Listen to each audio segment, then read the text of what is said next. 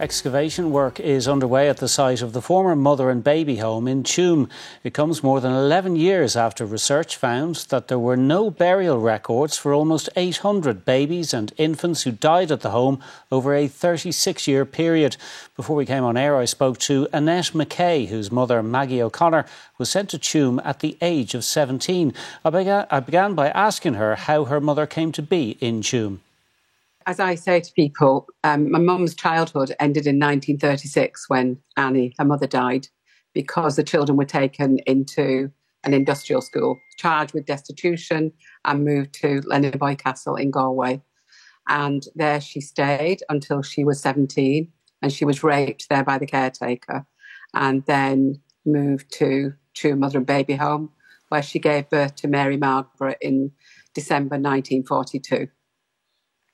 That's a terrible story, and obviously it got even more terrible because sadly Mary Margaret died. She died in the June of 1943, and the death certificate says died of whooping cough and congestive heart failure. That must have been a terrible blow for your mother. How was the news conveyed to her? Well, she wasn't with the baby. She'd been sent to a place called St Anne's in Loughrea, which they said was for the troublesome women, the women who wanted to be with their babies, and that wasn't going to be allowed. And told by a nun, the child of your sin is dead. And Mum used a very specific Irish phrase, I think. She said, they put me on the road the same day. So she was basically kicked out of where she was living at that time? Yeah. Yes. That must have had a terrible effect on your mother. And as I understand it, she didn't talk about those events. She never recovered. The truth is told, Mum was traumatised and damaged her whole life. You know, I always say she's the most courageous woman I ever met because she went on to have 6 more children and she was a very protective mother, very loving, very fierce about her children.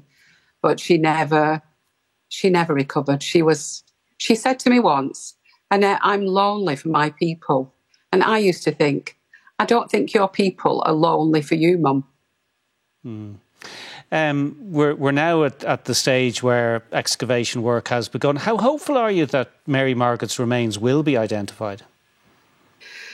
Well, I started off with the dream that there would be a reunion between my mum and I could bring Mary Margaret's remains here to be buried with my mum. I know now from being on the advisory board how technically difficult it is, how complicated it is, the age of the baby.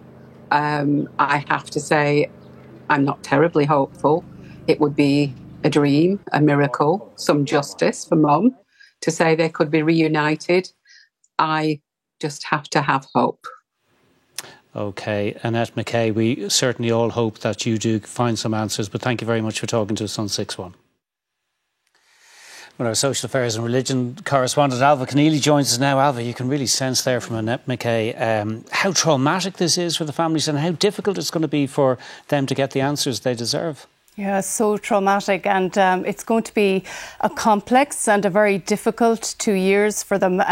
When it comes to identification through DNA, this legislation requires people to be related to the infants at the Tuam Mother and Baby Home and believe that they're related to them. So someone like Annette, for example, you know, she has been able to give her DNA under a particular cohort or a particular, I suppose, pillar of the legislation, which is for elderly and vulnerable people, that cohort. Now, others have given their DNA under the same pillar as Annette has. But as we go down the line, a couple of more steps need to be taken before further DNA is produced by other people.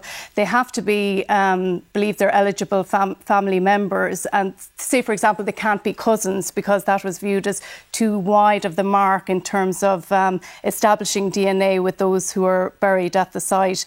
On the other hand, then samples have to be taken at the site, and there is, I suppose, a bit of concern that the quality of those samples may not be up to scratch. scratch. So that'll all be determined as work gets underway. But there will be a wider public information campaign over the weeks and months, the coming weeks and months, as to how people can, I suppose, provide their DNA, that wider public. But essentially, I mean, I suppose the concern is really that, you know, there are so many unidentified remains there that could we end up in a situation where there's many that are still unidentified at the end of the process. So it will be painstaking, but ultimately people like Annette and other families, they want answers to those questions they've had for so many years. OK, indeed. Alva Keneally, thank you so much.